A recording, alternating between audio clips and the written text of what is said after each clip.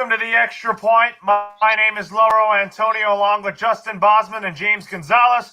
Today on our program here, we are going to be recapping the Pro Bowl and also previewing Super Bowl 56 between the Los Angeles Rams and the Cincinnati Bengals. We'll have our game picks, and we also had a lot of head coaching hires happening today with only two teams left in the coaching hiring circle, with the Saints and the Texans still looking to fill their head coaching vacancies before the offseason begins the day after the Super Bowl. So, Isaiah Leong and Ben Kirsch will be joining us shortly. And James and Ben, how are you guys doing tonight? Good.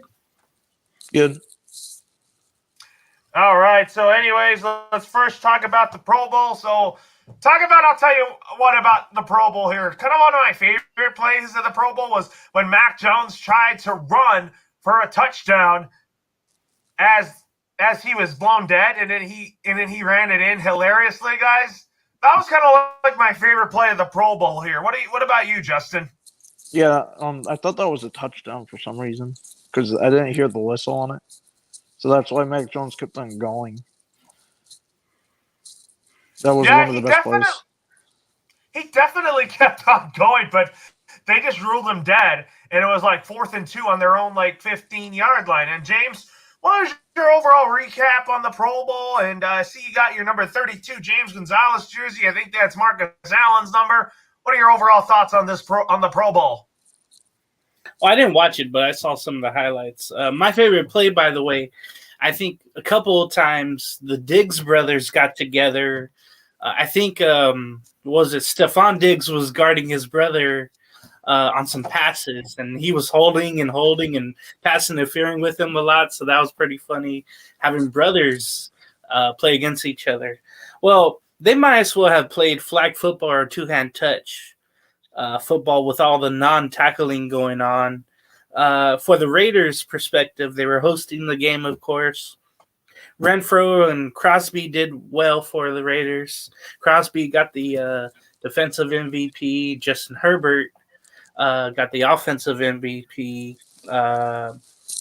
So, yeah, there were some funny moments in there, as there always is. I wish it was more competitive, no doubt about it. I wish we saw more from the playoff players, but, Mahomes didn't do much, and Diggs didn't do much. I think they were probably drained from the playoffs, Kyler Murray did work. He had 3 touchdowns in the game. I thought Justin Jefferson was going to win MVP. I guess I was wrong about that. But there's always next year because most of these guys will probably be brought back for it. Oh yeah, I think that the Pro Bowl is always kind of boring, but it didn't have. I thought that this was a really good, high-scoring game, but there's going to be a lot to talk about though heading into next Sunday and all that. But James, I want to ask you. Here's a question for you: why did Justin Herbert get booed at Allegiant Stadium today when he received the Offensive MVP award of the Pro Bowl? Well, because of where they were playing, Lauro. He's a Charger. And remember the last game that was played in that stadium in the regular season, they almost beat the Raiders, but luckily they won. So that's why he was booed.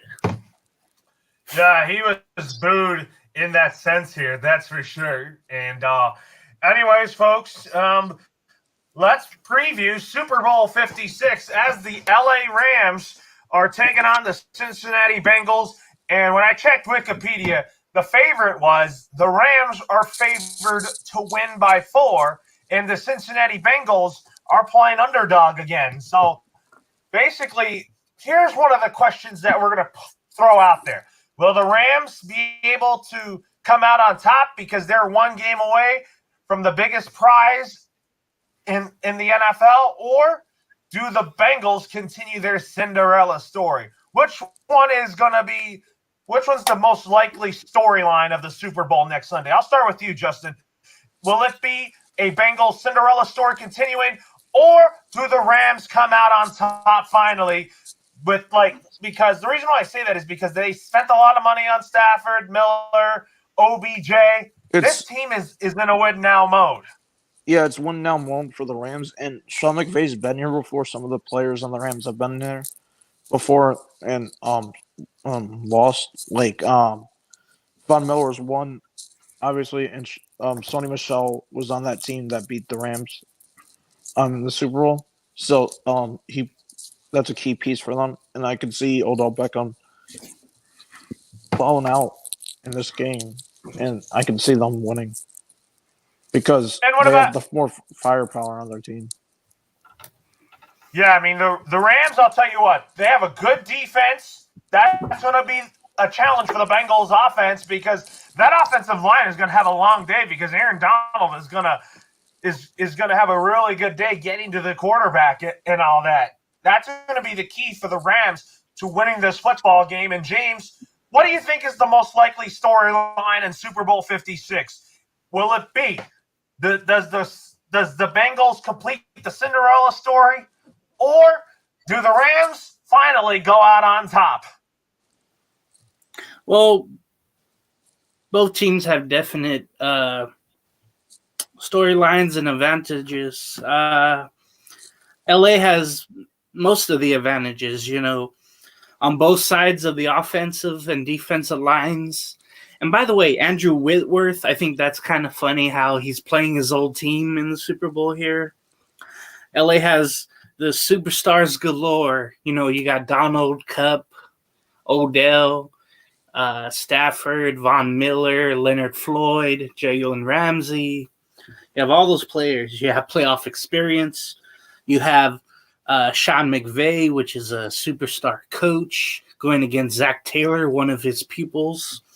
One of the things I was reading, LA has their weakness is probably their running game, but we'll see how that works out.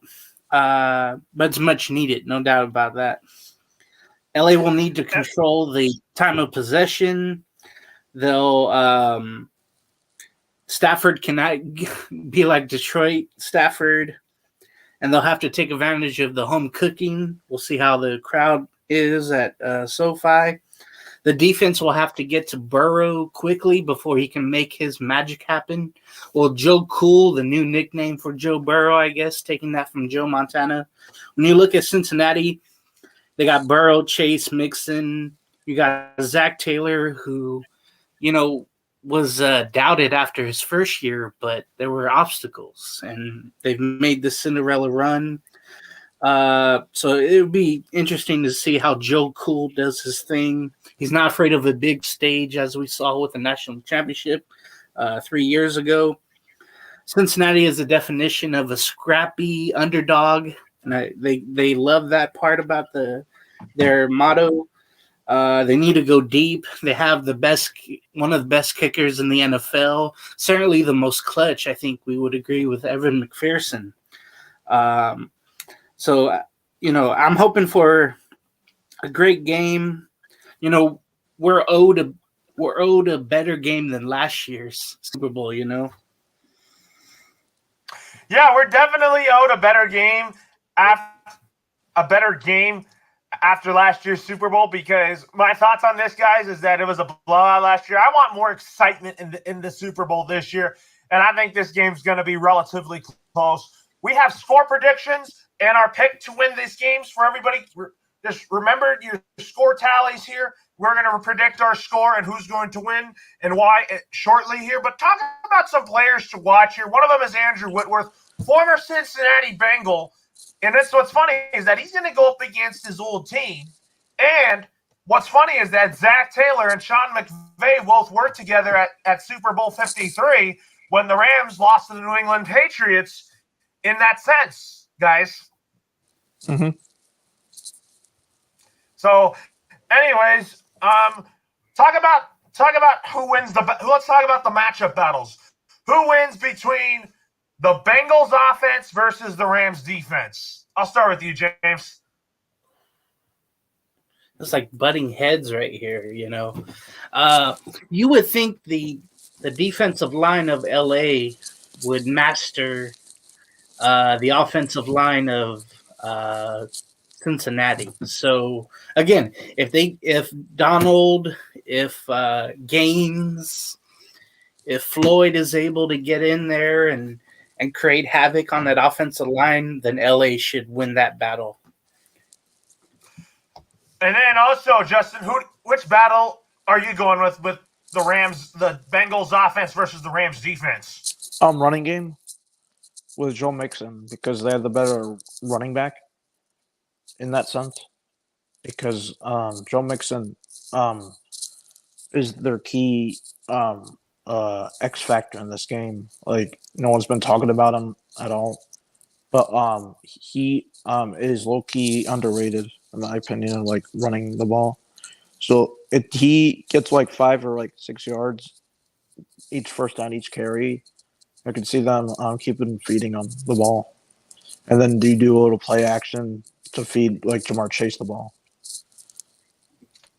Yeah, they definitely have to do that. But anyways, let's talk about both offenses, the Rams offense and the Bengals offense. Who has a better offense heading into Super Bowl 56?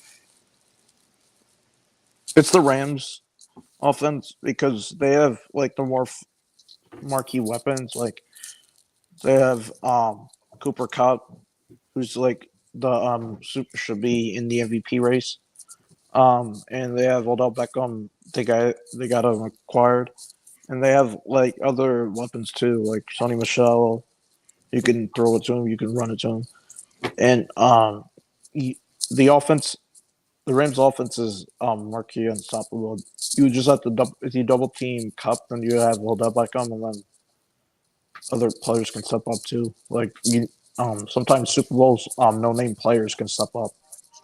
Like you never know what you're gonna get with the no name players.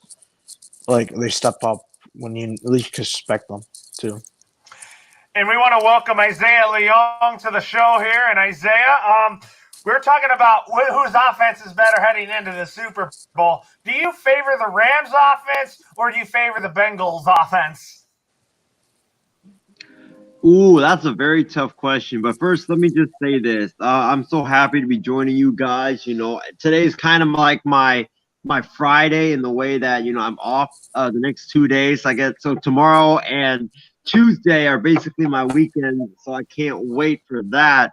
But, you know, it's great to be joining you guys. And let me give a shout out to Hershey's. Great Hershey chocolate right here. I'm eating it right now. We had a surplus of Hershey bars at our store today. But back to your question, Laurel.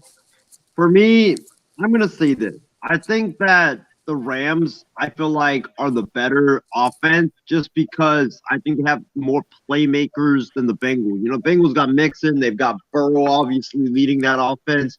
They have, you know, Jamar Chase, Tyler Boyd, T. Higgins. Yep, T. Higgins. And then they have, you know, a tight end that is really underrated in Uzomah. He can catch passes, he can block, he can do pretty much a lot of stuff. But I think for the Rams, when you look at it, I think they just have the more established talent. You know, a lot of the guys Cincinnati has, they're explosive, but they're very young. And when you look at the Rams, you have Cooper Kupp, Triple Crown winner. You have Odell Beckham Jr. You have Van Jefferson, who really came on after Matthew Stafford became the quarterback for the Los Angeles Rams. And then running back wise, you got Cam Akers. You got Sony Michel, who's bounced back really strong after a really bad couple of years with the Patriots.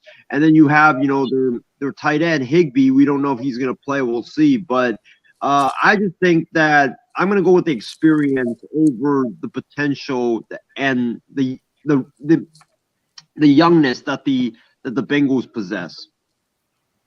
And I'll go with you, James. Which offense is better, the Rams offense or the Bengals offense? Yeah, I agree with everyone with the Rams offense. I think the X factor will be Van Jefferson. As Justin mentioned, if Cooper Kupp is doubled, Van Jefferson should be on a streak pattern, you know, down the field for a big play. You know, just like if Jamar Chase was doubled, then you have T. Higgins or Boyd going deep. right? Or you get Mixon or Sony Michel or Cam Akers on a flat, on an out, on a screen pass or something like that. These are all interesting things going on there with the offenses. But I think because of naming, because of superstar talent, you got Odell on the other side. I'm going to guess the tight ends won't have a factor in this game. That means they won't be covered as much. So whoever plays that tight end, Higbee or Uzma, we'll see if both even play. I know CJ's been wanting to play. I didn't know if he was going to be able to even think about playing, honestly. But LA definitely has the most offensive talent. Oh, yeah. I have to say that the Rams' offense is definitely better than the Bengals' youthful offense with Burrow and Chase. But I just think that in the end of the day, I think that the team that has the experience is going to win the Super Bowl. But also talk about both defenses. I mean, the Bengals' defense wasn't that great to begin the season, but in the end, they played well at the right time. But the Rams' defense has been really good in the playoffs. But who do you think has the edge defensively in this Super Bowl? Is it the Rams' defense or the Bengals' defense? James, I'll go with you first on this. Well, definitely, again, this is just like the offense. The naming of the defensive players. There's about 5 key plays. You get Aaron Donald, the best at his position. You got Jalen Ramsey and his best at his position. And then you got Leonard Floyd, great gains. And then you throw in Eric Weddle, who says this will be his final game of his career. It's amazing that he came back at all, honestly. For Cincinnati, you have some scrappy players in the secondary and up front, but they're not really well known. But as we saw against Tennessee, against Kansas City, it's not like they're just out there to be out there. They've made some plays. They intercepted Pat Mahomes. They intercepted Ryan Tannehill 3 times. They're able to, and, made the Raiders fumble on Derek Carr. So they're able to make some plays. And if there's some surprise plays and makes the Rams defense tired and go back out, Cincinnati can capitalize on that. Yeah, they definitely can. I mean, I think this is like good questions that we have for you. But Isaiah, who do you think who has the edge defensively between the Rams and the Bengals? I think it's the Rams, obviously, because I think that their pass rush is really going to be able to get after Joe Burrow in this game, just because the Bengals' offensive line just isn't really that good. And like James said, Rams have basically the big names. They got Aaron Donald, who's one of the best defensive players, not only to right now, but to ever play this game. Jalen Ramsey, he's one of the best corners in the NFL. And then you have the supporting cast that has Leonard Floyd. You've got, I believe you have Leonard Floyd. You have, the other guys that are in the middle. The linebackers are not bad. Taylor Rapp is a guy that, shout out to him. He's a guy that is one of the most underrated safeties in the NFL. I mean, this kid can really hit hard, and he's got great instincts. He's got great IQ as well. So, I mean, I think I got to go with the Rams just because right now when you look at it, I've never really believed in the Bengals. I still don't believe in the Bengals defense. I think that when it's all said and done, I just think that they kind of got lucky last week against the Chiefs, and then against Tennessee, Ryan Tannehill got flat out exposed. I mean, everybody's been saying that about Ryan Tannehill and the Titans. You stop Derrick Henry, you make Ryan Tannehill have to put the team on his back. He won't be able to do that, and he wasn't able to do that in that game. So he got exposed in that game. But I think this is going to be the true test for the Los Angeles Rams. I mean, for the Cincinnati Bengals. If the Bengals can get after Matthew Stafford, which they're going to have to do, because if you let Matthew Stafford sit in the pocket for like 5-10 seconds, you're screwed. If they can do that, if their secondary can hold up against Van Jefferson, against Cooper Kupp and Odell Beckham Jr., and also the tight ends, then I think that they will have a shot. But I just think that, I mean, you look at the Rams defense. with all that talent, they also have one of the best defensive play callers in the league in Raheem Morris. And the other side, you got Lou Anarumo, who many people still doubt him, and I'm doubting him to this day. And he's not really that good of a defensive coach. So the Bengals, their key to this game defensively is you got to get turnovers. This is a team that predicates itself on turnovers. If they don't get turnovers, they'll give up over 30 to 40 points. But if they can get those few turnovers, then with their offense, how lethal it is, Cincinnati will be able to hang in this game with the Rams.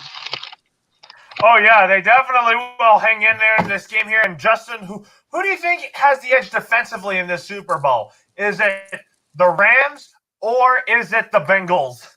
I have the Rams because I don't trust Eli Apple after his performance. I don't really trust Eli Apple at all. And he should have got cut after that last game. I don't know what he was doing last game, Eli Apple. But I think the Von Miller and Jalen Ramsey is one of the best to ever do it at both their positions. And with those alone, they have to be the best team. Yeah, absolutely. I mean, we lost you a bit, Justin. So, anyways, let's go to which special teams is going to show up in the Super Bowl. I'll start with you, Isaiah. Do you think it's going to be the Bengals special teams or the Rams special teams? I got the Rams special teams. Yeah, I agree. What about you, Isaiah? Everybody's going to talk about the offense. Everybody's going to talk about the defense.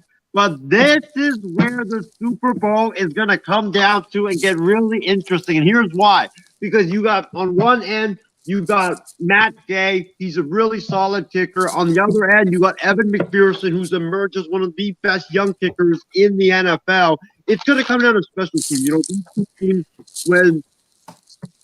whenever you have great offenses going at it, it's always going to come down to whoever makes the least amount of mistakes when it comes to the special teams.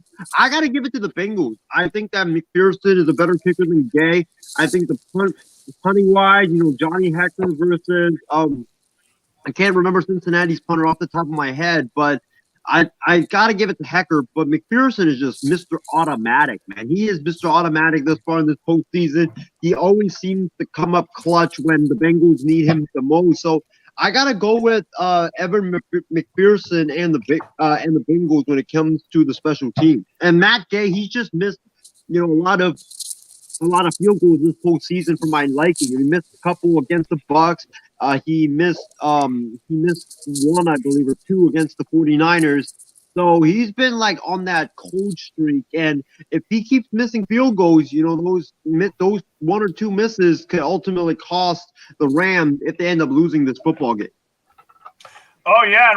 I mean, if you look at it, I think that if McPherson, I think, has the edge kicking-wise over Matt Gay, because I think Evan McPherson's almost Mr. Automatic, and they relied on him all season long.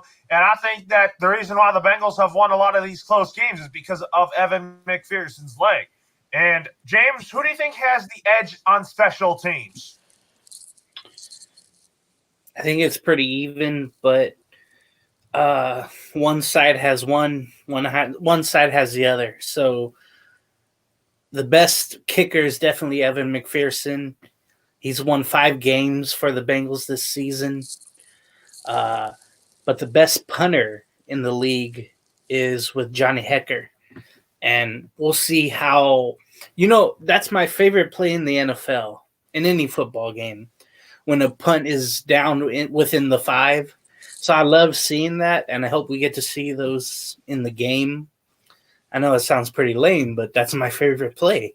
I love that whole special teams thing. But as we've seen this year, there's been plenty of games that have come down to special teams, that have come down to Aaron Rodgers, field goal kicks, block punts. You know, that's how the 49ers beat the Packers, by a block punt. And the blocked field goal helped out. So don't be surprised if, you know, something, you know, what's to happen special teams wise. That's very key to whoever wins this game. Absolutely. That's going to be a big key to this game here. But, anyways, with that being said, here, let's talk about now our game picks. So, anyways, I'm going to go first with my game pick. I'm picking the LA Rams to win this game. And I'm going to say the score is going to be, I think it's going to be high scoring. I'm going to say Rams 55, Bengals 52, because I think if you look at it, I think it's going to be all about the offenses in this game. And I think that Matt Gay finally comes through in the clutch and kicks the game-winning field goal for the Rams to win Super Bowl 56 in LA.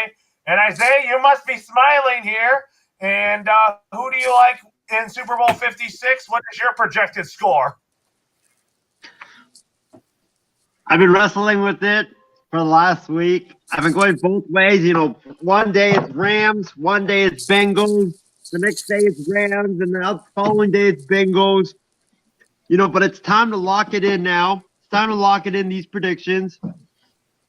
And, you know, I'm so glad that my store here at the airport has a surplus of Hershey bars, because I'm gonna need them to build myself a fortress and build myself a wall, so that Mr. John Alcorn doesn't come and attack me when he hears my pick.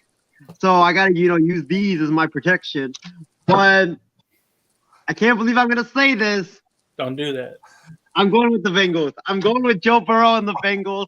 I think that they're the team of destiny. They're the team that it's meant to be for them this year. It was like, I feel like they're kind of like, not in the way that they're dominating everybody, but I feel like that they are kind of like the 2013 Red Sox. You know, that Red Sox team, it's just like the reason why, I mean, they weren't like the most talented team on the planet. They didn't blow by everybody, but they were just meant to win. It was something special about that team. I think Ben talked about this last week, there's just something special about the Cincinnati Bengals team. And they also remind me about they kind of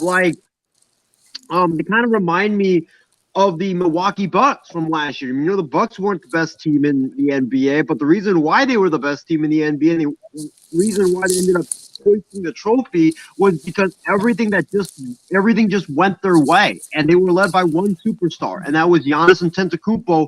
And the Bengals, I know they have DeMar Chase, they have T. Higgins and all that stuff, but they're led by Joe Burrow. This is Joe Burrow's squad, and I think that it's just meant to be for the Bengals this year. And for the Rams, I think it's gonna be a high offensive game, like you said, Lolo. I think it's going to be a shootout.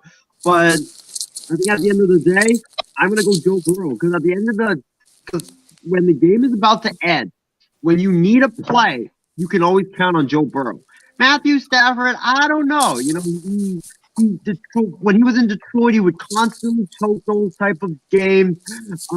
With the Rams, he's done that, several times with the Rams. So I trust Joe Burrow more than I do Matthew Stafford when it comes to the clutch factor. So I think it's going to come down to the final possession. Whoever gets that final possession wins it. And I think that Joe Burrow leads the Bengals down the field to kick a game-winning field goal, and Money McPherson sends the Bengals to their first Lombardi trophy in franchise history. So I got the Rams. Isaiah got the Bengals on a game-winning field goal by Evan McPherson. What about you, James? Isaiah, did you not see Stafford? Did you not see Stafford have like 40 seconds left to beat Brady? I'm thinking like I did. Yeah. I did. But I'm saying overall, though, in general, I would rather have Joe Burrow over Matthew Stafford when it comes down to the final minute or the final 30 seconds. Okay. This is like David and Goliath when you think about it. Vets versus youth with the Rams and Bengals, man. I'll top low row score and go 73-70. No, I'm just kidding. I'll go 38-35 LA on a Matt Gay game-winning field goal. That I feel like it's going to come. The whole season has been crazy like this. where there's been game-winning field goals in dramatic fashion. You know, the Bengals know about that.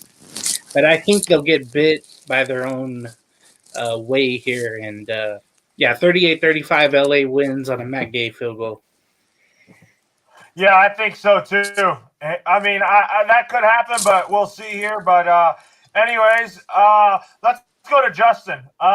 Who's your pick to win Super Bowl 56 and why? I got Joe Burrow winning in a game-winning.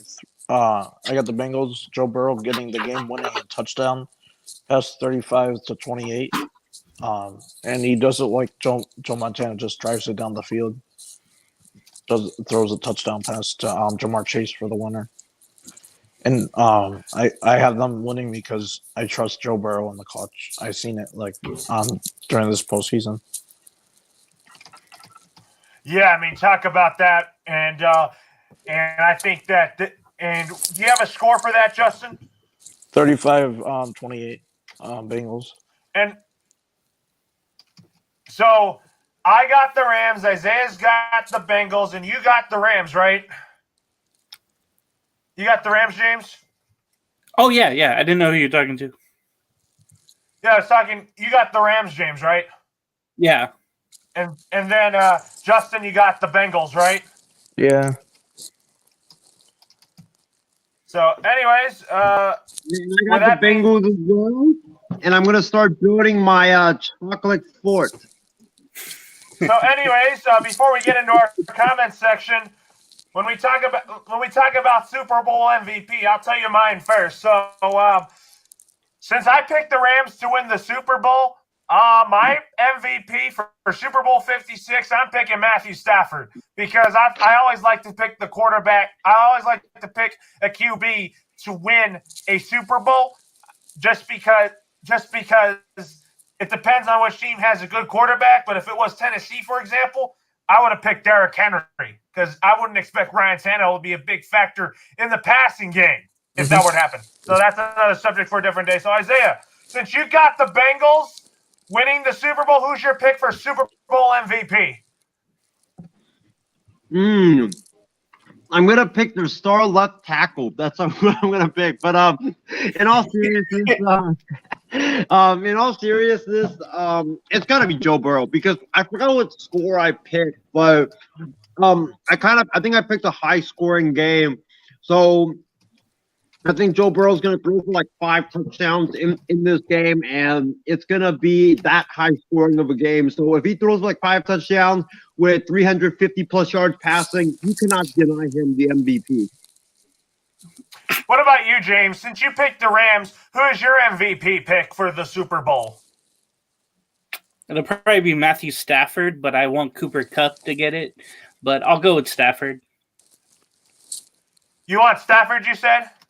Yeah. And what about you, Justin? Who is your pick I have for Super Jamar Bowl Chase. MVP? I have Jamar Chase, Super Bowl MVP, and then Rookie of the Year MVP, and then regular season MVP if he gets it or something. That would be cool.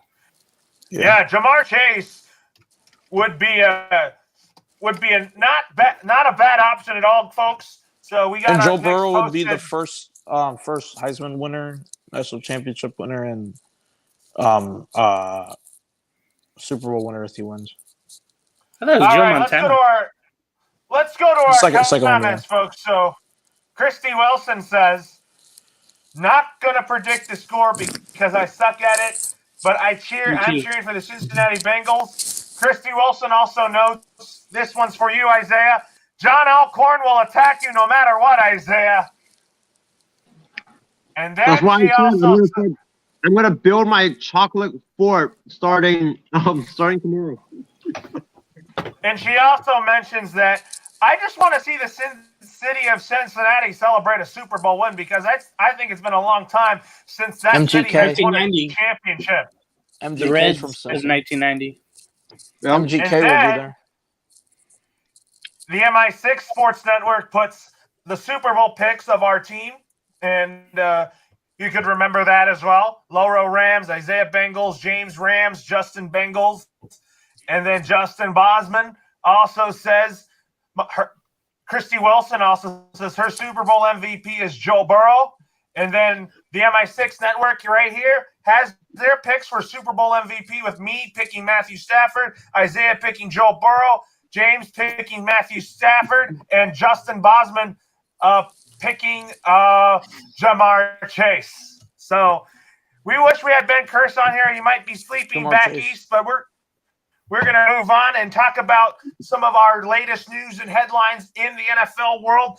The first topic to talk about is what happened on Thursday was when Doug Peterson is now the new head coach of the new head coach of the Jacksonville Jaguars.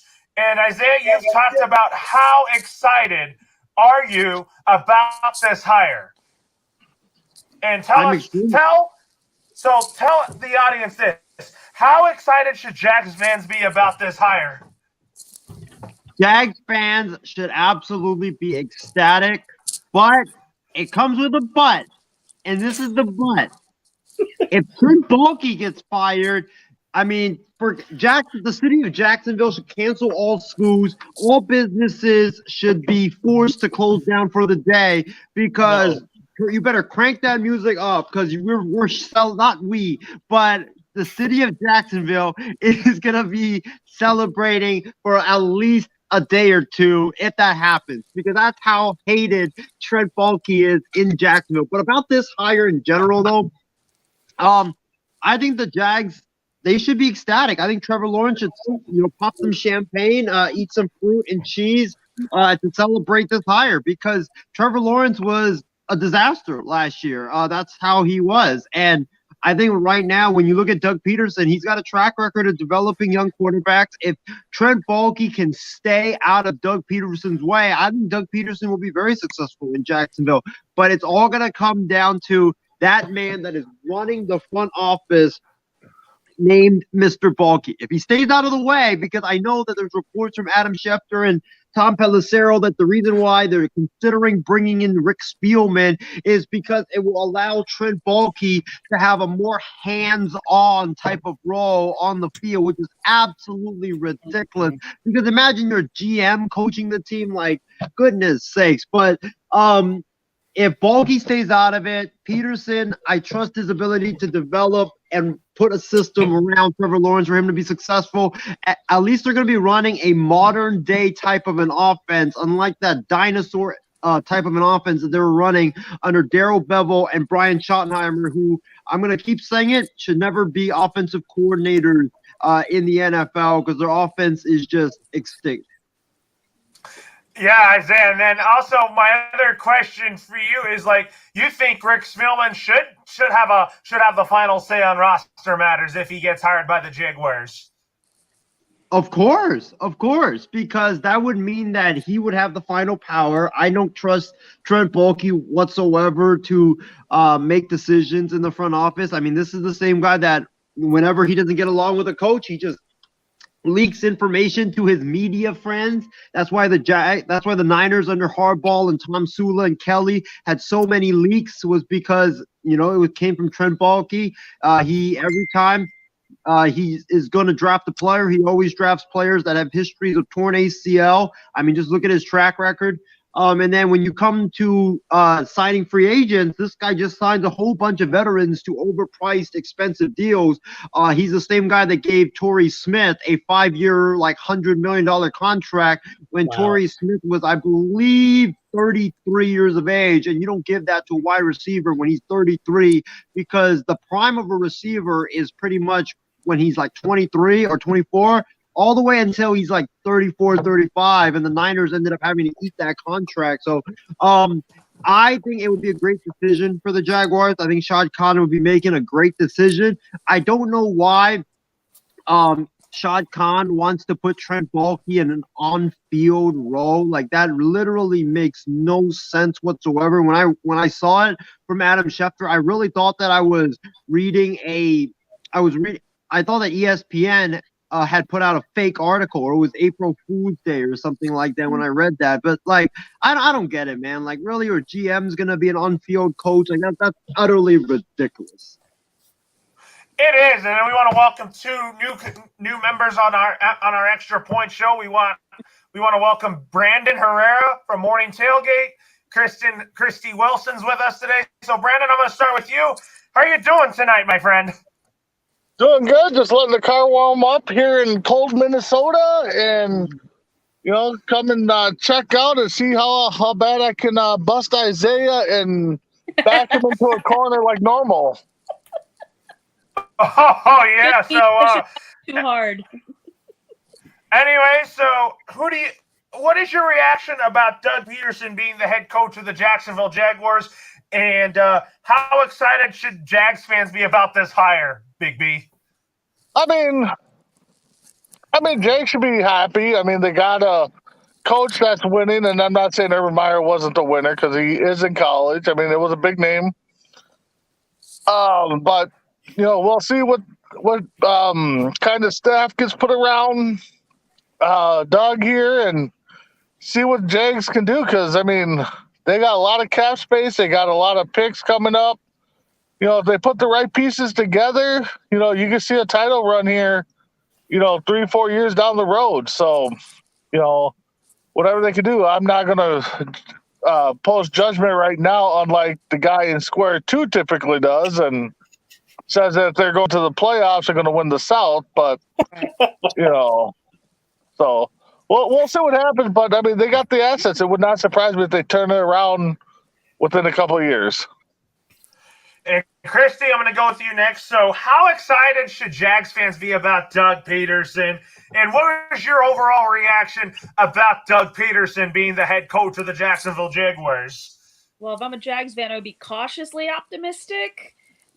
But my hope with Doug Peterson is that he helps Trevor Lawrence grow and develop as a quarterback, and just help that team overall just grow and develop. And the GM, like Isaiah said, stays the hell out of the way and let Doug Peterson do what he needs to do. And, they could win the South. They could win the AFC South in a couple of years. You never know.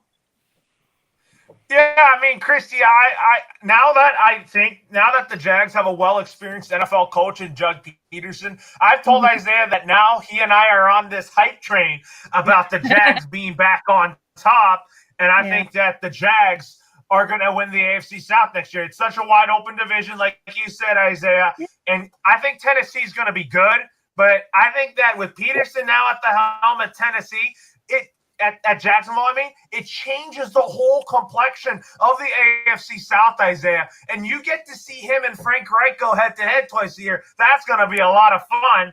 And then the Texans, however, we'll talk about that in a little bit.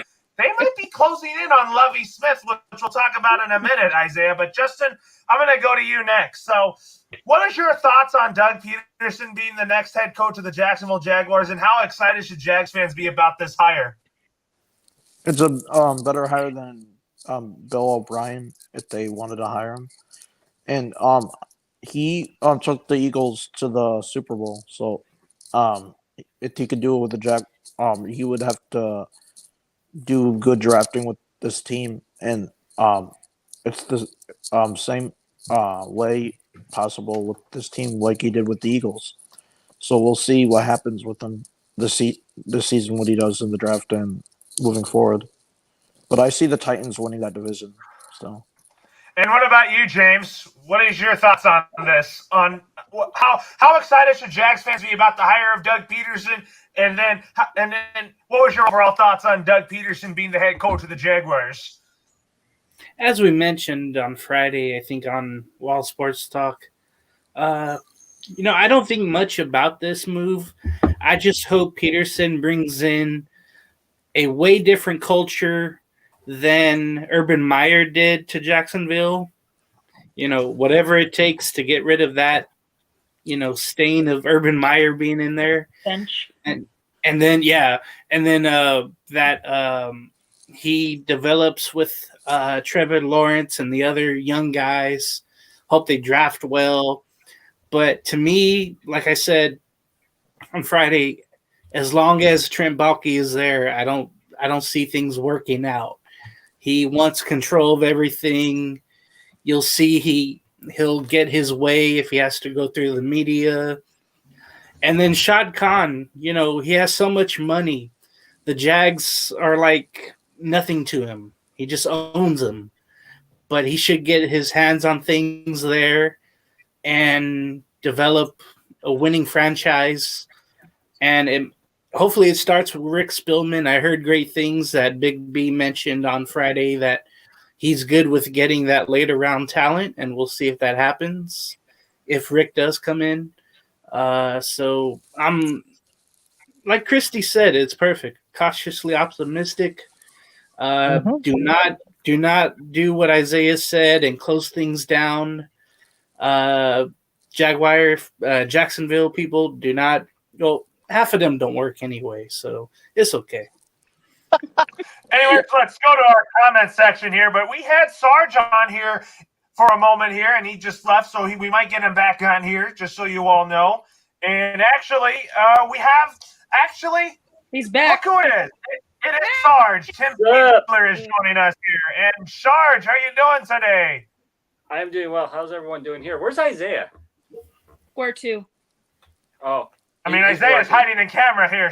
Sarge, Yeah, I know. I see that. Yeah. I'm yeah. doing my chocolate We're just- sport just to get Yeah, ready. he's afraid of John Alcorn going up and kicking his butt. So anyway, Sarge, since you're just joining us here, my question for you is, how excited should Jags fans be about the hire of Doug Peterson? And what is your overall thoughts on Doug Peterson being the next head coach of the Jacksonville Jaguars?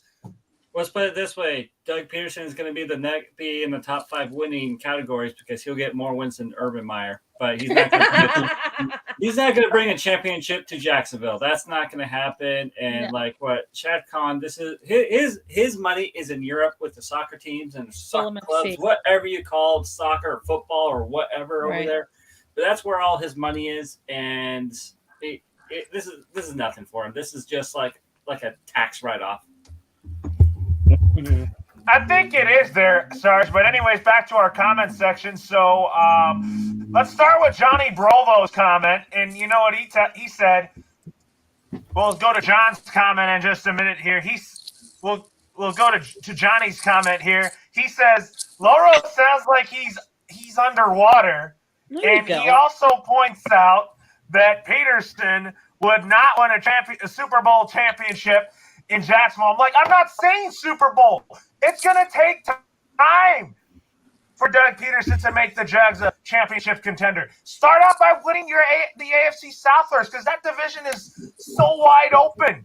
And John also says, not John Alcorn, John Underfolker said, there is no way in hell the Jags win the AFC South next year, according to John. But he also said that Doug P is not a bad hire as well. And That's true. he also said it wasn't his fault that Wentz's ACL injury that he regressed. And then Casey King tunes in and says his pick is Rams 28-23 over the Cincinnati Bengals, and Cooper Kupp is his pick for Super Bowl MVP. Anyways, Hope so, now we'll Cooper. go on to Ooh.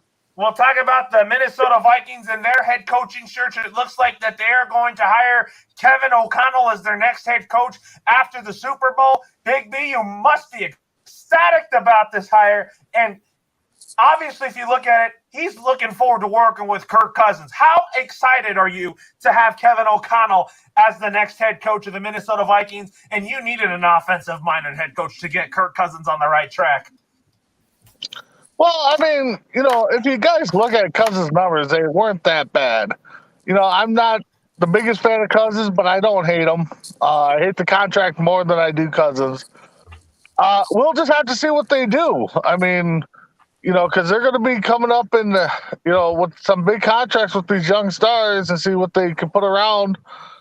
I mean, right now as the team sits with the defense and the offense, I mean, I don't know, right now how better this coach is going to be. I mean, we saw how good the offense can be. We got to work on the defense side, get the defense to be solid again, and that's one thing that hurt. But, I mean, you got Cook. Cook healthy is one of the best backs in the league. Jefferson has proven to be one of the best receivers in the league. Thielen's a nice number 2. The tight ends we got, can play a factor. We've had a couple good 3-4 receivers. So I mean, right now as the team is built, I mean, I'm excited because we got a young coach. I would have been excited if Harbaugh would have came too, but so we'll just see because the direction of the NFL right now is getting younger quarterback, younger coaches, younger running backs, younger receivers. Yeah, So young, we'll young. see what kind of direction the Vikings go in, and what happens in Green Bay, what happens in Chicago now. I mean, honestly, I think right now the North is probably wide open, than the AFC South is. So. Yeah, that division's kind of wide open, that's for sure. But anyway, Sarge, what is your thoughts on Kevin O'Connell being the next Vikings head coach? It's kind of like this. For your Carolina Panthers, you have an offensive-minded head coach in Matt Rule, who you wanted fired, but the Vikings fired Mike Zimmer, and then they're going to hire Kevin O'Connell once after the Super Bowl concludes. Who? That's all I'm going to say. Who? Kevin O'Connell. Yeah.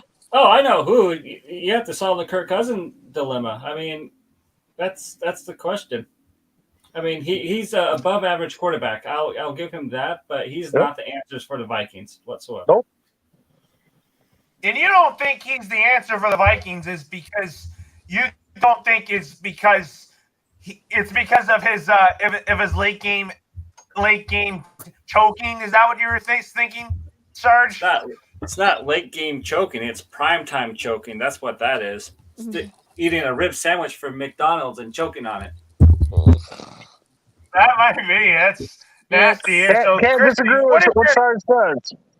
Say what? What is your I thoughts can't on disagree. the Minnesota? What is your thoughts on Kevin O'Connell being the Vikings head coach? And do you think this is going to be good for Kirk Cousins?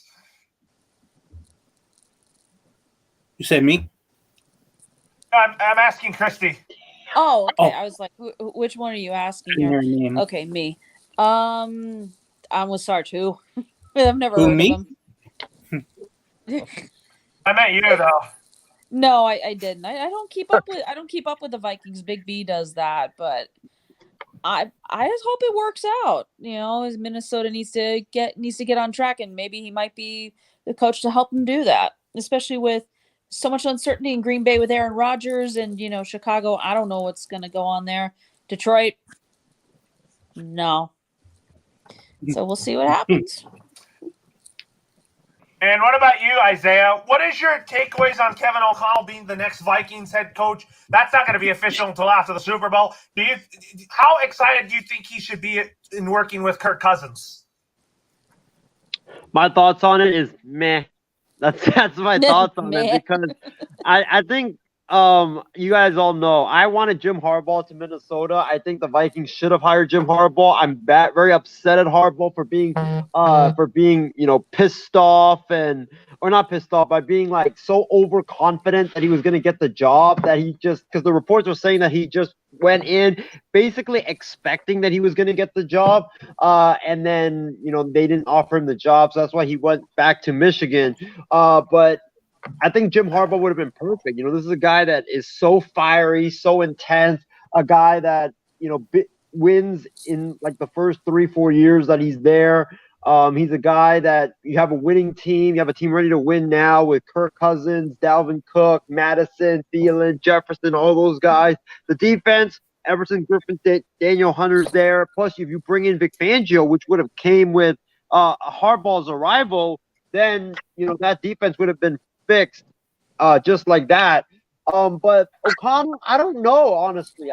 He doesn't call the plays for the Rams. He is in the meeting rooms with McVay, but I really don't know. I'm kind of like the others. I just don't know about this hire. I think that if Minnesota had went with Jim Harbaugh, I think Minnesota would have won a Super Bowl in 3 years. But God! I really don't know. I don't know about this O'Connell hire. It's kind of like I don't know, man. It's all right. And then James, what is your thoughts on the Minnesota Vikings going with Kevin O'Connell? What did Isaiah just say? All I heard was Yeah. blah blah blah blah blah blah blah blah. Blah blah blah blah blah blah blah. Wait, I said that the Vikings, if they had hired Harbaugh, would have won a Super Bowl. Blah blah blah. Oh my! Wow. Well, who knows? We'll never know. Yeah, never know. It feels like yeah. It feels like the Vikings are a year away from transition, or 2 years maybe from Cousins, and then you can put up all the points you want, whatever you want to do. But when you give up as many points as the defense has, you're not going to win a lot of games. You're not going to get a wild card spot. You're not going to win your division. So they have to get better defensively, first of all. I know O'Connell's an offensive guy. He can bring some schemes in that he has with LA, and certainly they have the pieces there, better running game than LA. But this will definitely help, I think, Justin Jefferson link up more with Kirk Cousins downfield. So I'm interested to see that aspect of it because Jefferson's already – his direct path to stardom is already, rising. Hopefully O'Connell sees that and, gets a step up on it and really gets him to a superstar status. So it's interesting.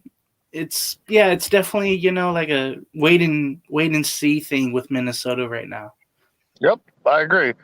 Low roller, who's ever running the page, bring up Casey King's comment there about Harbaugh not winning big ones. I want to get Isaiah's takes on that. How did that work in San Fran? Isaiah? Can you guys hear me? Yeah. All right. So what was the question? Casey King's comment about how Jim Harbaugh can't win the big one. How'd that work in San Fran?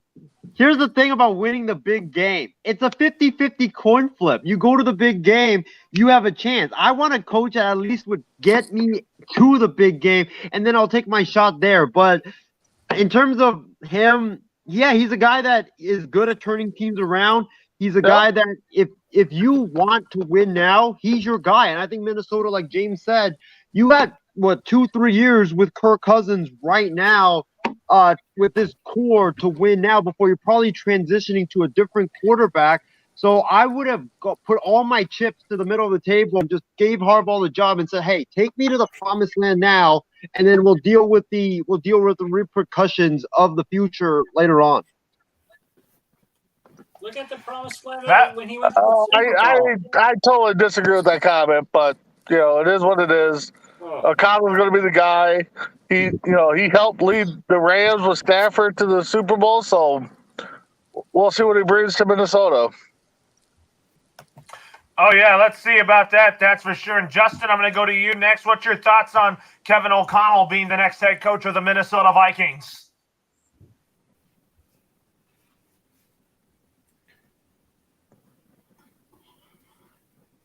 Oh, we lost Justin for a moment. What? Yeah, I was going to say, did he freeze or something? Yeah, he might have frozen there. Yeah. So we're going to move on our topic, move on our program here. So anyways, the next thing we're going to talk about here is that the Lovie Smith and Brian Flores are now the finalists for the Houston Texans head coaching job. They eliminated Josh McCown off that list. But anyways, with that being said, who do you think is going to most likely get the head coaching job for the Houston Texans since there's 2 vacancies left? Isaiah, I mean, you said that Lovie Smith is going to be coming back to the NFL as a head coach. He was defensive coordinator for the Texans last year. Do you think he should be promoted to head coach for the Houston Texans, Isaiah? I think he will be, honestly, because I think the Houston Texans are doing Texans things by having a yes man, by having a puppet in that organization. I mean, that's the only reason why Josh McCown was going to get the job, was because Jack Easterby and Nick Caserio have been planning since their Patriots days. And I read this in an article. SI did a fabulous job writing a comprehensive article on the relationship between Jack Easterby and Nick Caserio. They have the same agent. They're best friends from their days with the Patriots. They've been scheming this up since their days with the Patriots, where they were thinking about taking over a team together and running a team together. And now you see it. They're both in charge of the Houston Texans. Easterby's, I believe, the executive vice president of football operations for the Texans. I think Casero's the GM. He might he's either the GM or the president of football ops, but he's got a lot of power as well. And they just both want to be the guy in control. You know, that's why that David Culley, when he got fired, the reason why he got fired was because he was getting all the credit. It wasn't that Caserio or Easterby was getting the credit. Those two guys are ruining the Texans organization. They want to hire a yes man. It was never going to be about, oh, we're going to hire the best coach to help lead us moving forward. No, it was going to be to hire a yes man. And that's the only reason why Brian Flores is not going to get the job, in my opinion. Like, forget the lawsuit. It's because I feel like he's too strong of a personality. And also, I just think that when you look at the Texans, McCown and Easterby share the same agent. So take that for what it's worth. And also, Lovie Smith, he was on the staff. I guess that the reason why they didn't want to hire McCown was because of all the stuff that's going on with Brian Flores. It would have definitely looked bad and would have definitely gotten a lot of backlash from everybody around the globe. So that's why they pivoted to Lovie Smith, if he's indeed the guy, because he's been on the staff. He's an African-American. He has experience winning a Super Bowl. It will be a hire that I think will be generally accepted by everybody, and it won't get that much backlash as if they did hire Josh McCown to be the head coach. Yeah, I think Lovie Smith would be a guy that could help rebuild the Texans with his veteran experience. I think that's what I think the Houston Texans might have need there. And I'm going to go with James next. Do you think the Texans should hire Lovie Smith? I have no problem with that whatsoever. He knows the players because he's been there since last year or years before. I think it'd be a good shot for him again. He went down to Illinois, grew a beard, and I didn't really recognize him.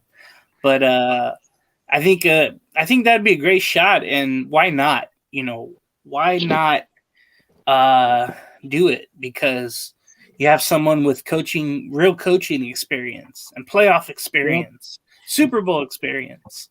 Not saying the Texans are going to do any of those things, but hey, at least you get someone in there that's been there. So I'm fine with Lovie getting the job. And what about you, Big B? What is your thoughts on Lovie Smith or Brian Flores potentially getting the Houston Texans head coaching job? I kind of think the Texans would want to go with experience to help rebuild this team. Well, I mean,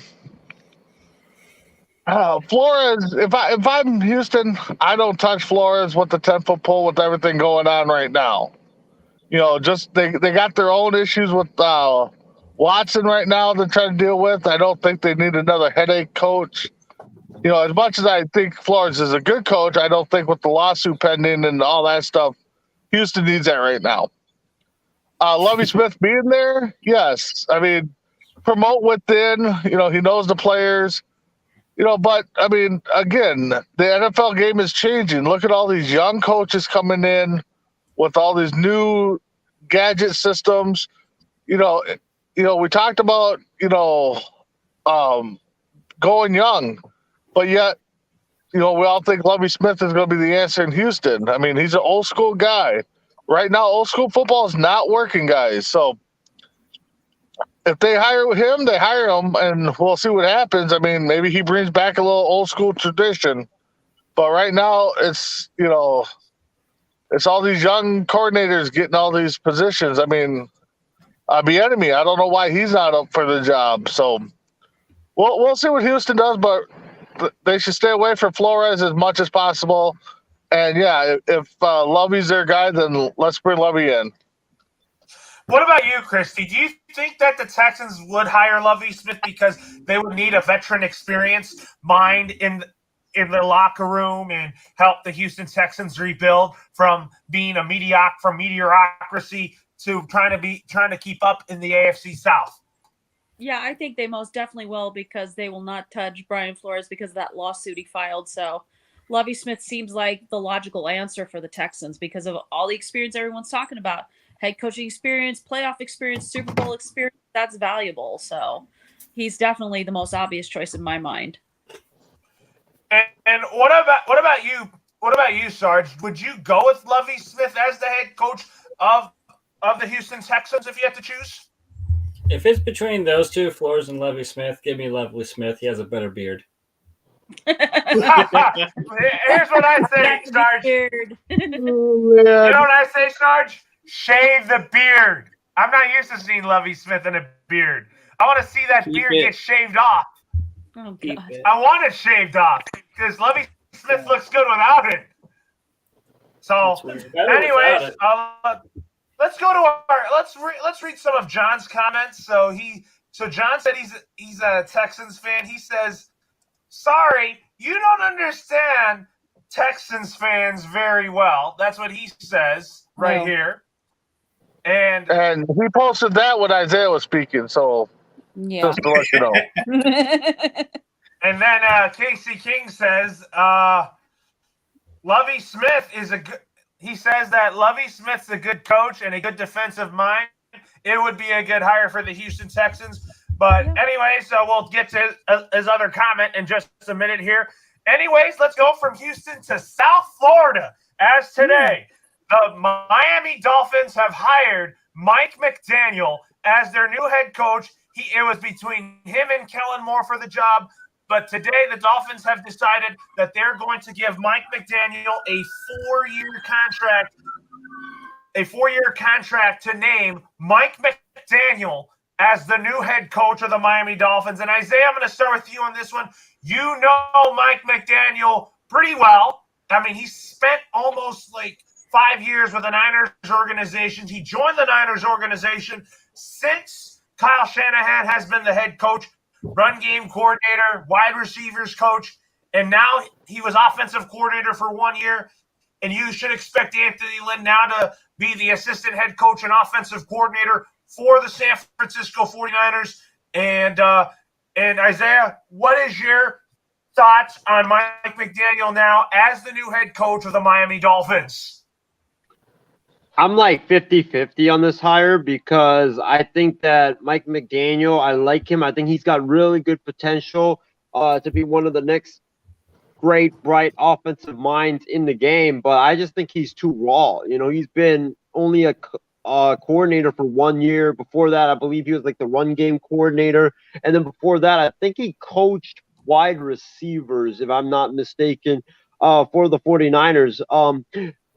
I would have preferred Kellen Moore just because I think that Kellen Moore, when you look at him, he's been groomed to be a head coach way longer than Mike McDaniel. Moore's been groomed for 2-3 years now. I think he was the coordinator, he was the coordinator when Garrett was there. He was kept under McCarthy, and then this season as well. I've been really high on Kellen Moore ever since he became offensive coordinator. I think that this guy deserves a shot at being a head coach, and I would have taken him over McDaniel just because of the experience, but I see what the Dolphins are doing. I think they're banking on that McDaniel could kind of grow into an Andy Reid. Remember Andy Reid when he got hired by the Eagles, right? He was a tight ends coach, didn't have any coordinator experience. Philadelphia plucked him because they saw how great of a potential he had, and they let him make his mistakes, and they let him grow into being one of the best head coaches in the NFL. So I think it's kind of this mode in the fact that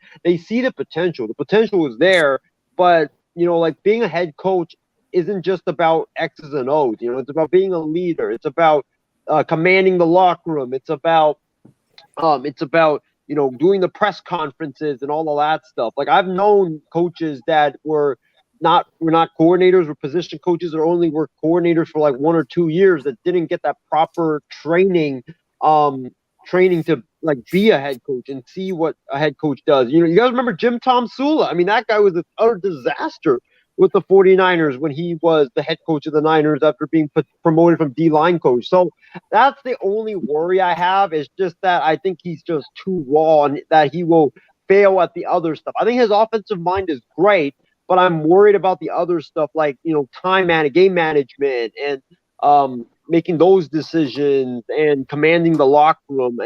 But we'll see. We'll see what happens. I think, Isaiah, if you look at it, I'm excited to see Mike McDaniel will work with Tua Tagovailoa and Jalen Waddle, and you think that both of those two will thrive under Mike McDaniel? I don't know if they'll thrive next season, but I think they will, just because I think McDaniels will definitely be able to help Tua. I think what we're going to see in Miami is kind of like what we saw in San Fran with Jimmy G. I think that they're going to not let Tua not put too much on his plate. And I think what they're going to end up doing is have like a run-heavy style of system where Tua just complete like the short passes and just moves the chains. I think that's what we're going to see in Miami going forward. And I think I read a report that McDaniels laid out a plan to Dolphins owner Stephen Ross about how to utilize Tua, and he wants to utilize Tua with a quick passing game, which I think could really help Tua if he gets the ball out quick, just because the Dolphins' offensive line isn't really that good. It's not really that good, but there's also a report here that we talked about this yesterday, that Vic Fangio, you wanted him as the Jags defensive coordinator, but apparently Mike McDaniel is eyeing Vic Fangio to be the Dolphins defensive coordinator. And what are your thoughts on that? I think it would be a slam dunk hire if he does that, because Fangio, you need an experienced, you need a guy that has like some sort of head coach experience as your DC. I think this could be like a Sean McVay, Wade Phillips type of a thing where they did that in LA and it worked for like the first 3 years and the Rams got to the Super Bowl. So I mean, I could see it happening, but I mean, if I'm Fangio, Jacksonville, Miami, I think he would have better options, honestly, besides Jacksonville or Miami. What are you saying by better options at defensive coordinator? Like better options of what teams to go to. Like there's trying to think off the top of my head which teams he could go to. But maybe like New Orleans. New Orleans could be a place if Bieniemy is hired. I think that there's another place, New York, maybe, because reports are that Fangio is being eyed by Brian Daboll as well. So he's going to have options. It just depends where he wants to go. And if Fangio wants to, have another crack at being a head coach, go to the place with the most talent and see what you could do. Maybe Minnesota, because remember, Kevin O'Connell, Sean McVay, Fangio has a relationship with Sean McVay. It could happen. I mean, I think that would be a really good hire by the Vikings. Are you talking about Wade Phillips with Kevin O'Connell? No, Fangio with Kevin O'Connell. Yeah, and then also I'm hearing – I also want to throw in this name for you, Isaiah. I think John Embry, your former tight ends coach, is probably going to join Mike McDaniel in Miami as the tight ends coach. Yeah, let's do it. Let's have a 49ers reunion down in South Beach. It will literally be San Francisco East. Man. I love it. It could be. I would want to see that. It was Patriots East when Brian Flores was there, but I'm going to talk – let's go to Big B on this. What do you think about Mike McDaniel being the next head coach of the Miami Dolphins? Well, I mean, first head coaching job, little experience. 1 year coordinator for the Niners, maybe 2. So he's going to have to definitely surround himself with some guys that know the game. Some old coaches, some D coordinators, offense coordinators that haven't become coaches but have been in the game a long time. Miami, they're right there. They might be a player or 2 away on both sides of the ball from being a contender. I mean, you talk about a good fit. I mean, that's probably the perfect fit for McDaniels to go there and show that he can do something. And then if he brings in Fangio, that's great. If not, maybe reach out to some other former coaches that are still active, that are still coaching. Because, I mean, being a raw guy, the NFL is about what can you do for me now? And when he went into the interview, he must have wowed him, because I don't know if I would have went that route, but he must have said something, laid out a good game plan, to take over the reins and get ahead of the guy that had the experience. So we'll see what the Dolphins could do. I've been high on them last couple of years, so kind of hope they keep going in the right direction. And what about you, Sarge? What is your thoughts on Mike McDaniel being the next head coach of the Miami Dolphins? I think it's up in the air. It's it's up in the air. Look what happened in the NFC Championship game. The offense went downhill. I mean, pretty much during the playoffs, the offense was non-existent for the 49ers. But you know what? He needs to surround himself by older coaches, and Belichick is going to have a field day with them. So it's going to be hit or miss. That's what it's going to be. So I think it is going to be hit or miss. You're absolutely right about that. And what about you, James? What are your thoughts on Mike McDaniel now as the new head coach of the Miami Dolphins? I'm like 50-50 on it. You know, I know they were torn between Kellen Moore and McDaniel, but like I said Friday, I think that whole Kellen Moore thing with the last play with Dak, you know, calling it, not to bring that up, sorry, Chrissy, but I think that really made teams kind of pivot from Moore and go other directions. So it's really a youth movement when you think about it with McDaniel there. I'm interested to see how the players take in with McDaniel there in Miami. You know, they had a mutiny in 2019 and they had a bunch of people leave, like Micah Fitzpatrick and others. I'm hoping that isn't the case here with Miami. And I like the points that Isaiah brought up here that with Tua, where you can't have him overdo things. You know, that means throwing the ball 30 yards, 40 yards downfield, whatever.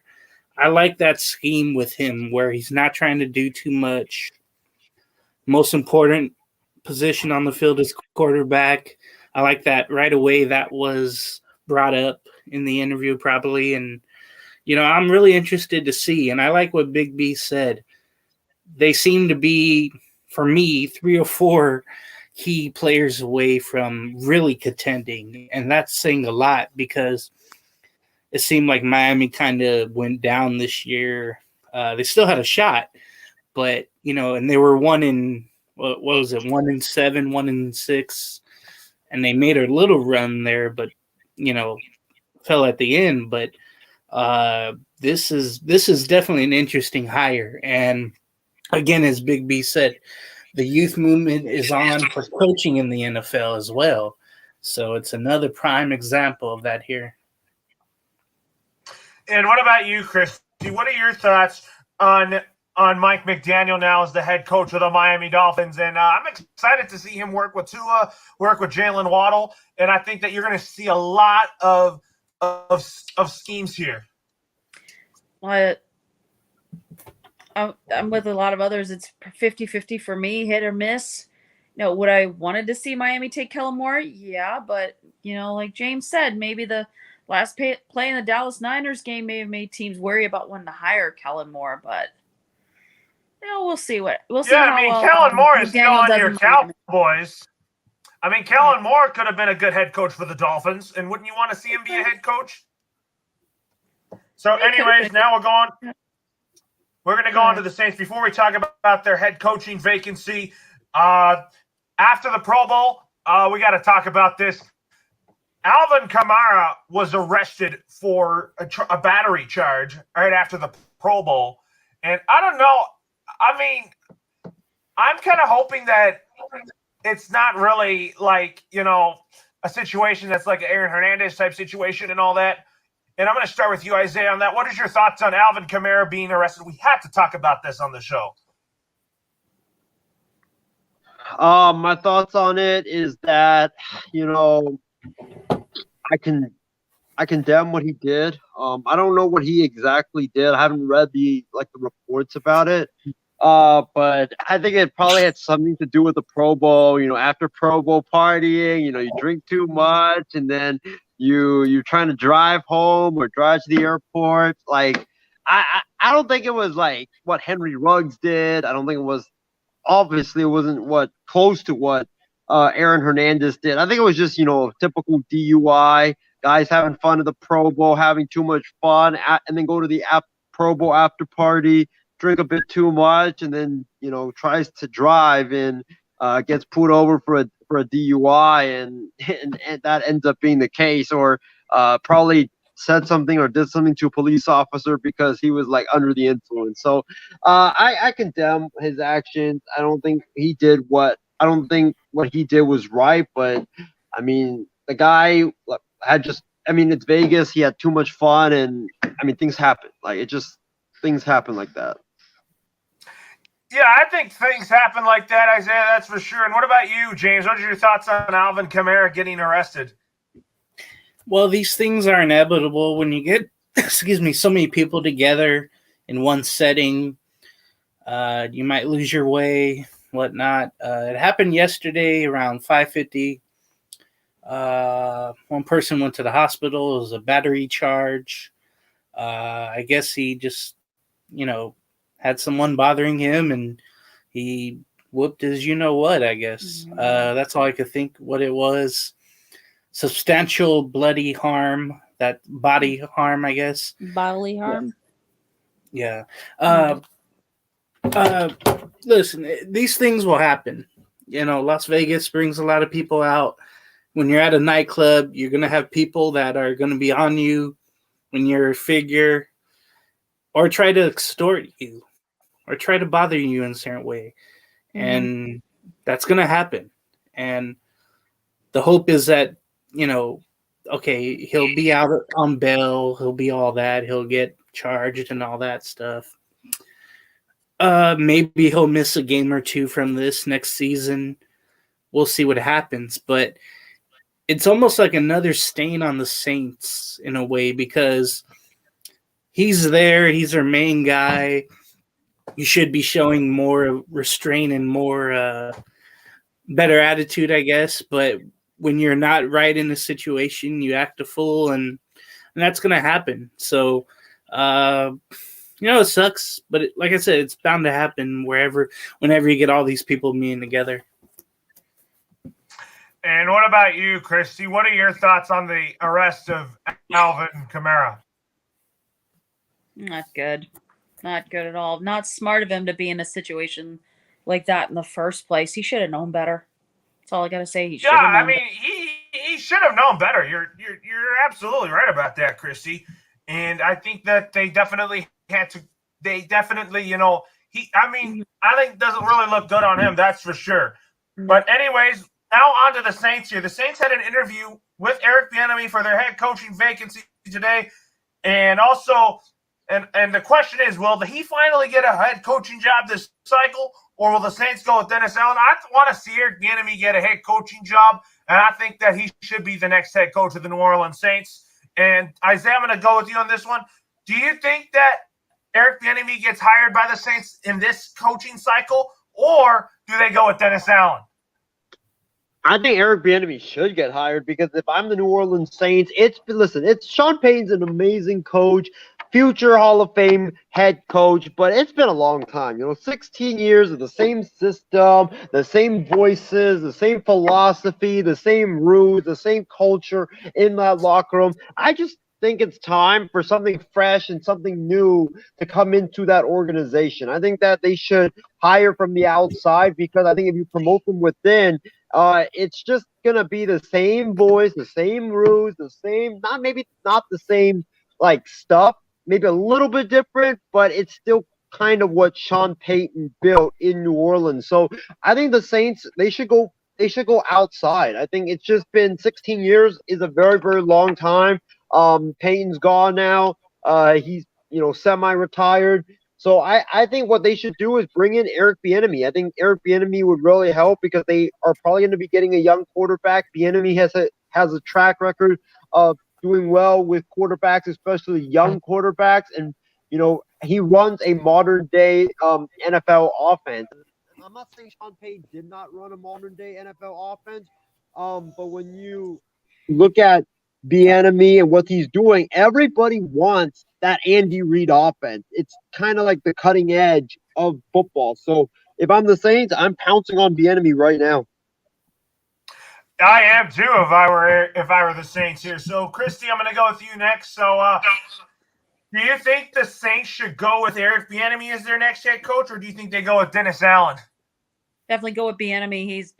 He absolutely deserves the opportunity to have a head coaching job. And Isaiah's right. The Saints have they need someone new, someone fresh in there, and Bieniemy seems to be the guy who can do it.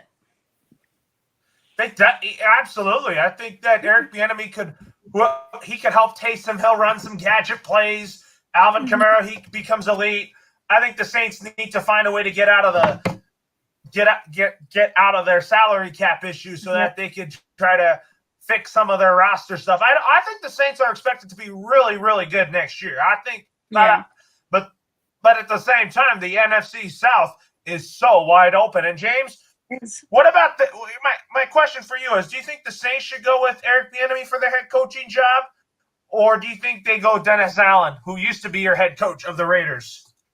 Don't remind me of that, Loro. How dare you? The hell?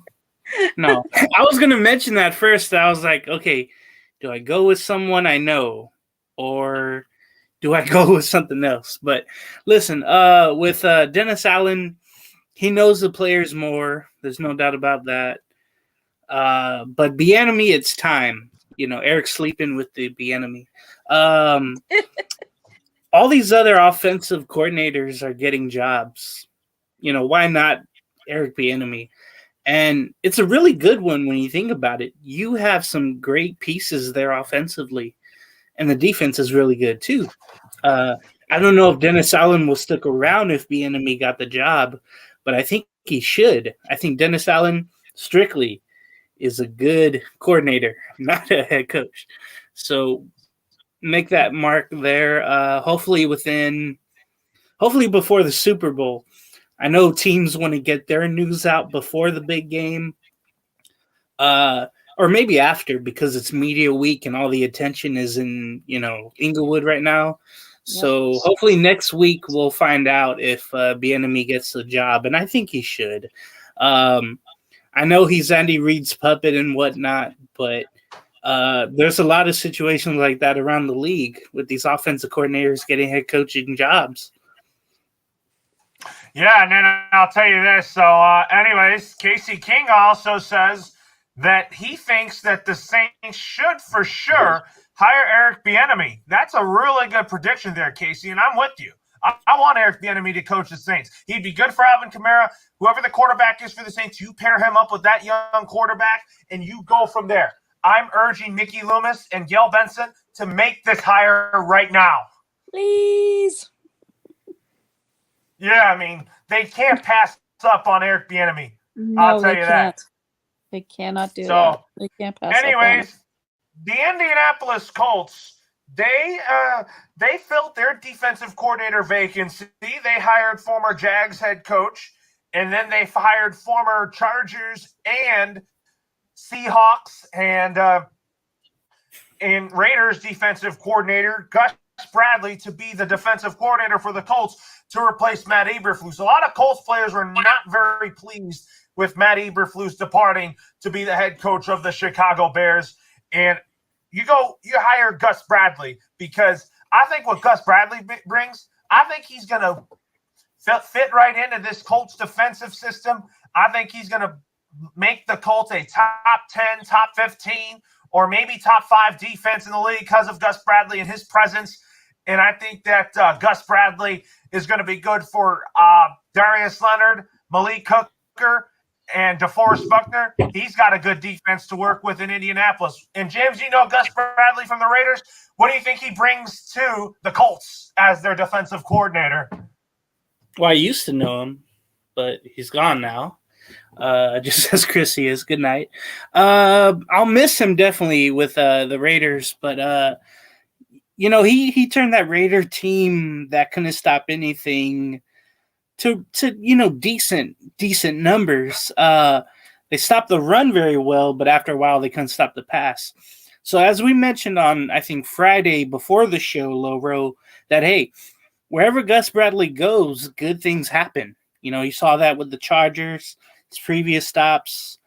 So it's a great hire for the Colts. The thing is, whatever his scheme is, 3-4, 4-3, whatever it is, hopefully the Colts have the right personnel and the right speed for his scheme. That's always a worry wherever you go as a coach to get the right pieces.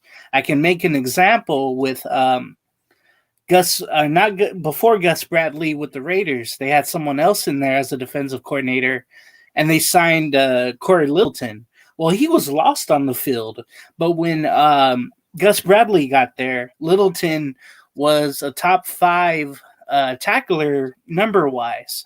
So maybe you'll have that example in Indianapolis, because they already have a great defense when you think about it. You know, they got stops when they needed to, but, you know, that just helps them even more. So I'm interested to see how far the defense takes the Colts. Yeah, absolutely. I think this is a really good hire for the Indianapolis Colts here for their head coaching vacancy, and I really am excited to see Gus Bradley and his energy and all that bring all that energy to the Indianapolis Colts, and I can't wait to see him go head-to-head against the Jags twice a year, which is going to be fun. Oh, that'll be a beatdown. Yeah, because he coached the Jags for not long ago, but, you know, that's why I say that. Thought he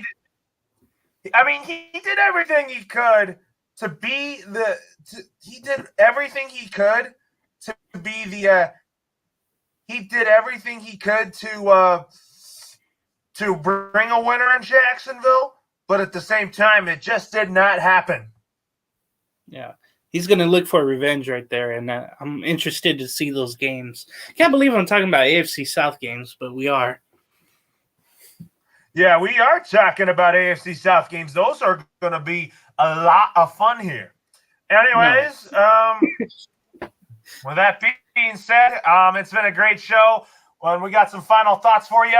So one of my final thoughts is I'm looking forward to a great Super Bowl next Sunday, James. And I'm also looking forward to a long pregame, postgame show on the Extra Point next Sunday to recap the Super Bowl. And if we have other head coaching hirings to talk about, like the Texans and the Saints, which we'll know before the end of the season, we will talk about that.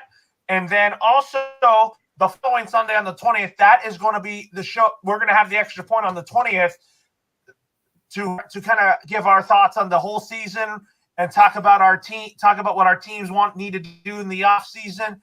And then after that, then we won't have a show for the Extra Point again until before the start of the new league year. So we want to tell the audience that.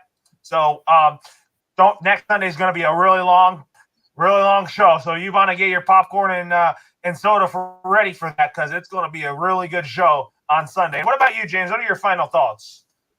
I'm trying to cut down on soda, but anything to stay awake, I guess.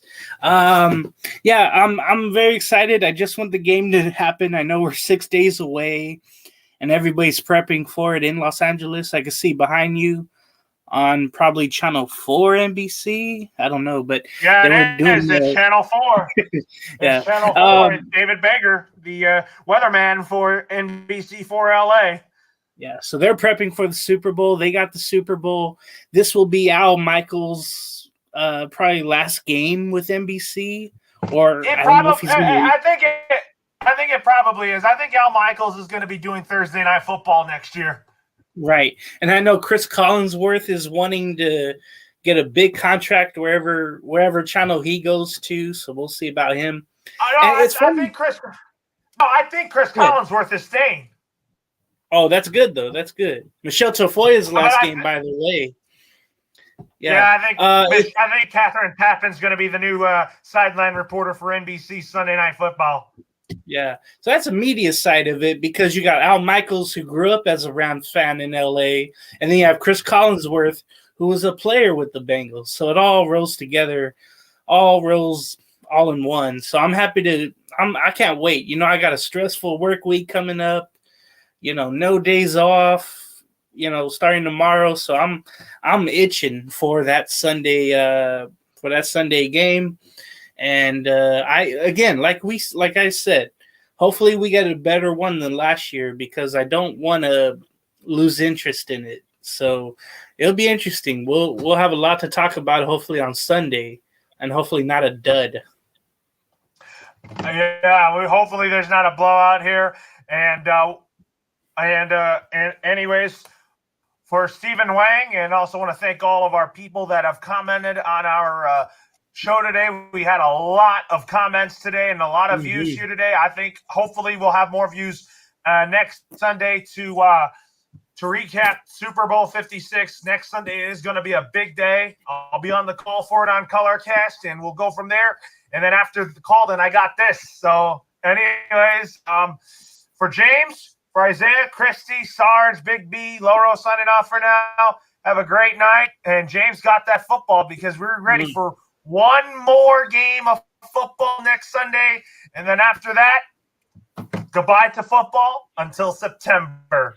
And then focus on basketball and then await the MLB lockout to end so that we can enjoy the upcoming baseball season. Have a great night, everyone.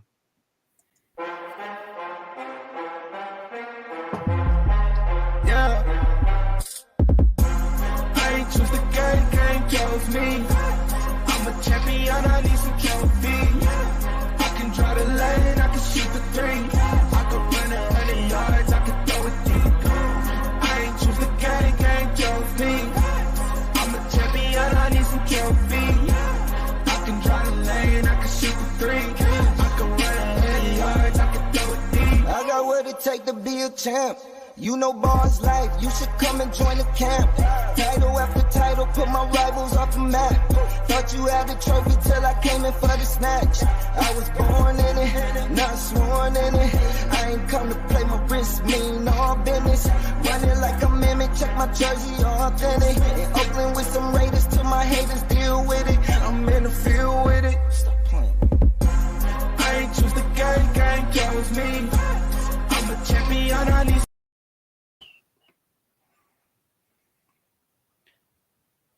Real quickly,